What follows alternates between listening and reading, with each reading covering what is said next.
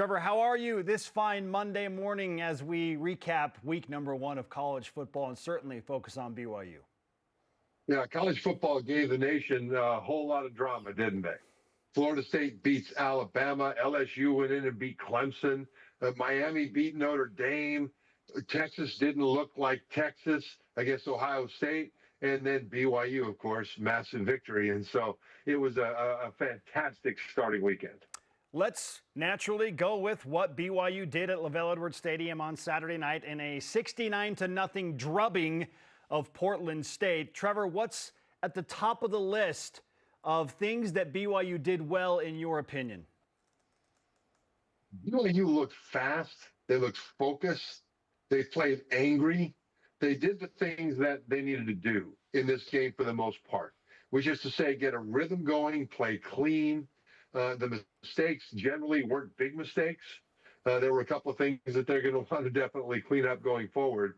For example, how about we not fumble punt returns, things like that. But for an opener, given that Portland State is not one of the most dynamic teams in the FCS this year, I thought they did everything they needed to do. And I tell you, you talk about fast. I mean, the speed is speed, no matter who else is on the field on the other side of the ball. And for example, Cody Hagan on that end around just ran by everybody. That guy's legitimately Big 12 fast. Carson Ryan was terrific. The defense swarmed. They were all over the field. And BYU established those kinds of things. The offensive line was dominant. They established that kind of thing. Now, the quality of opponent's going to go up here. But from a standpoint of getting started, I thought they did pretty much everything they needed to do. We all expected L.J. Martin to go for 16 yards a carry. No, I'm just kidding. 8 for 131. That was incredible. That's in one half. That was a career high. What impressed you the most about L.J. Martin's performance? The way that he dragged defenders down the field. I mean, I couldn't help but think that when they were swarming L.J. and trying to tackle him, you almost couldn't see him sometimes, and that whole pile just kept on powering down the field. It looked like a swarm of puppies trying to drag down Godzilla. It was just so much fun to watch. Trevor Matich of ESPN is on BYU Sports Nation. The greatest visual ever stated on this program. One of them for sure.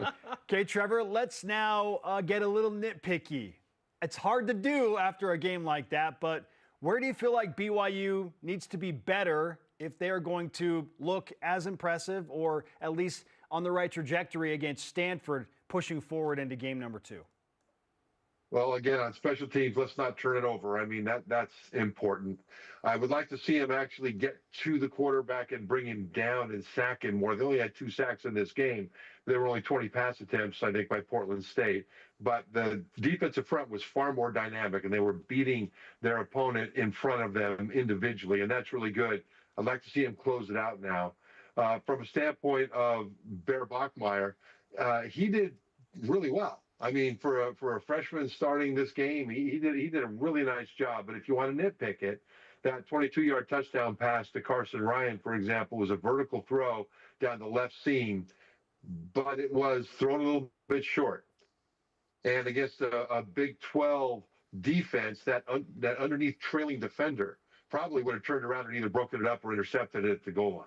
And so he needs to use trajectory a little bit more. We didn't see him have to use much trajectory in this game just because there were guys open all over the field. And he just threw darts. The 25-yard throw in the second quarter to Carson Ryan on the right side just was a laser. It was fantastic, right? But he didn't have to use any subtlety or trajectory. He just saw Carson and whipped it out there.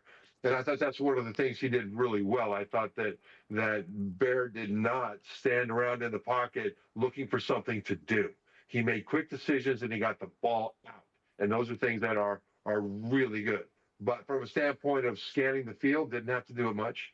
As far as throwing the nuanced passes to the second level, didn't have to do it much. So those are some things I think that they'll start to get into a little bit more as the opponent's quality starts to improve.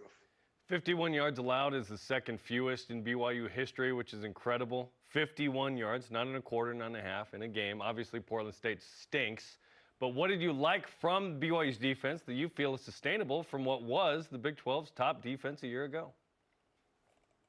Well, I think that when you look at BYU's defense from a year ago, they were very quietly one of the very best defenses in the Big 12, the best at certain categories. They were phenomenal at generating takeaways. They were phenomenal at getting behind the line. They were disruptive. They fired from every different angle. The safeties were all over the field. The linebackers are dynamic. The defensive line last year was just nasty. I mean, they were big and powerful and just mean. This year, I think what you're seeing is that swarming is still there. I think you see an uptick even in the safeties. They've got such depth and such quality at safety. It's amazing to watch those guys swarm all over the field. And the linebackers picked up where they left off last year. Isaiah Glasgow and Jack Kelly and other guys there. The defensive line looks like it's more dynamic, right? It looks like they're getting behind the line more. Now, we'll see once again as the quality of offensive lines pick up. But these are things that I really like because this is not a defense that needs to improve a whole lot of things from last year. The biggest thing they need to improve is sacking the quarterback. Last year, they were one of the best in the nation at taking the ball away on the back end in terms of interceptions. But in terms of actually sacking the quarterback and taking him down, BYU last year was 108th in the nation. So they need to improve on that. And so we'll see how it goes as the quality of opponents improve. But overall, I thought the defense picked up where they left off last year and looked to be better in some key areas.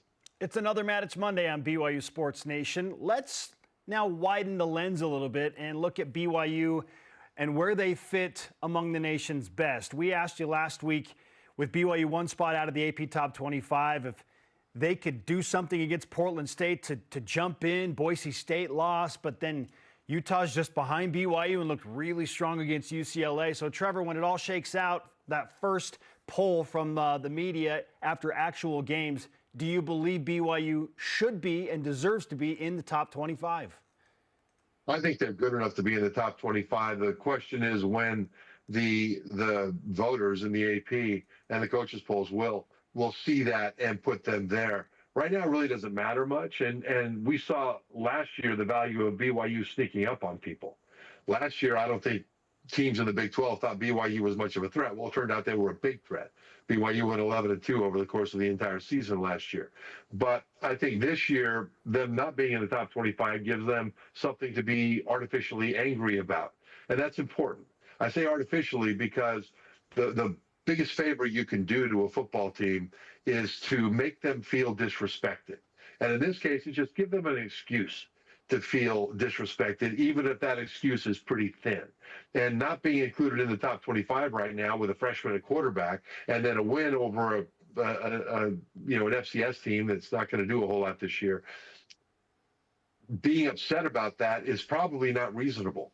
But it's okay to feel slighted if you're inside that locker room because you can use it as fuel. Now, you talk about Utah.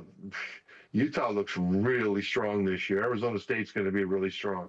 You know, it's going to take a while, I think, for BYU to establish to the rest of the college football world that they deserve to be considered in those conversations. And, you know, Stanford is not going to have a lot of national respect, although I think they're going to be a much tougher game than some fans believe. East Carolina, I think, has some dangers, which is the last non-conference game that BYU will play. So I think national respect will start to come if they're able to win all three of those games and then carry that success into conference play. Until then, I think it's an opportunity for artificial disrespect that the team can take from it and use as fuel. And other than that, it really is mildly interesting this early in the season. BYU is a big favorite over Stanford right now, 18.5 points. One, does that surprise you? And two, what do you think of the Cardinal coming in? It doesn't necessarily surprise me because Stanford has been in turmoil over the offseason. They had to get rid of their former head coach. They've got an interim head coach right now in Frank Reich, and their probably most talented quarterback is starting for BYU, Bear Bachmeier, at Hawaii. Stanford lost that game, but it was because they couldn't throw. I mean, they averaged about 3.5 yards per pass attempt. The quarterback for Stanford had a QBR of 14. Now, 100 QBR is perfect quarterback rating. 50 is average. It was 14. So they didn't have the kind of performance in the passing game that they want to have. They'll work on fixing that. Reich is a master at working with quarterbacks and receivers. But Stanford ran the ball quite well against Hawaii, given that they didn't have any support from the passing game. And then the defense of Stanford did a lot of really good things against Hawaii, and that's the only game they've played so far. And so I think you've got a Stanford team that came into the season saying that they were going to pride themselves on being tough and physical, and they were against Hawaii. And so I think BYU is going to find that this game is going to physically be a completely different animal from what the Portland State game was, and they'd better strap it on tight and be ready to go, because Stanford is going to want to hit BYU in the mouth. So, yeah, BYU is ahead of Stanford right now in terms of its roster development and the coaching continuity and all those different things. But Stanford is a team that you don't want to take lightly. Trevor, let's speak collectively about the Big 12 Conference. And knowing that TCU is still yet to play, but basically everybody else has played, if not won, multiple games, how would you assess their Week 0 and Week 1 performances combined as an entire conference? You think that you saw, Spencer, the conference establish its depth again. Kansas has 2 games. They played Wagner last week, and then in Week 0, they played Fresno State. I think that's what it was. And Jalen Daniels at quarterback was magnificent in both of those games. Keep in mind that Kansas beat BYU last year in a stretch where they beat BYU, Colorado, and Iowa State. That knocked BYU and Colorado out of the Big 12 championship game, and Iowa State played in the Big 12 championship game. Kansas beat all 3 of them down the stretch with a healthy Jalen Daniels, and he's looking to be strong now as well. Iowa State looks to be really strong. There's no reason to believe that Arizona State won't compete at the very top. Utah, goodness sake. Their offensive line will be one of the best, if not the best, in the conference. They've got 2 offensive tackles that might both go in the first round of the NFL draft when they come out. Their defensive line is really strong.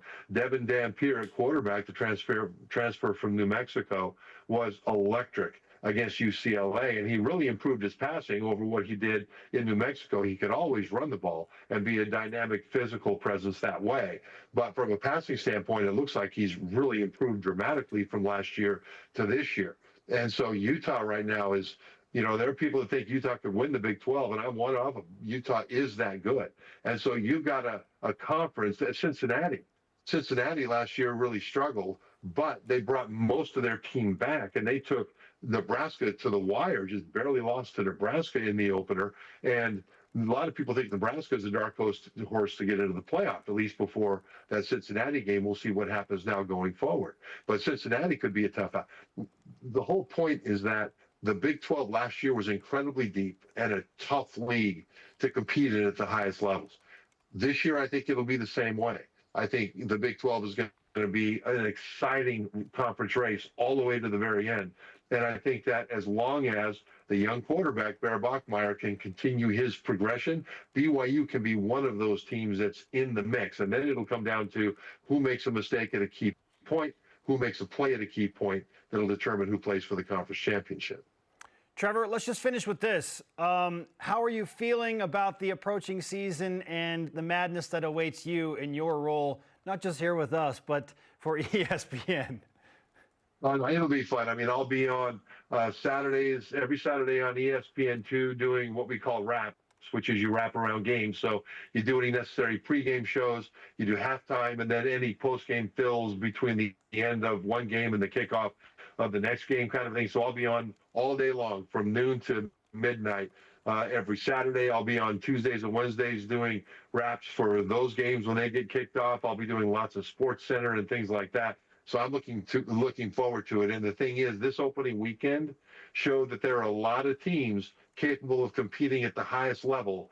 And it looks like Ohio State might be the team to beat again. We'll see if they can repeat. But the fact that they beat Texas with a freshman quarterback with no starts under his belt, Julian saying that the defense of Ohio State was so strong after replacing everybody up front on that defensive line, watch out for the Buckeyes. But you got to play the games, and I can't wait to see how it unfolds. Well said. Trevor Matich very much in midseason form and bringing it on Matich Monday. Good to talk to you, Trevor. Thanks so much. Thanks, Trev.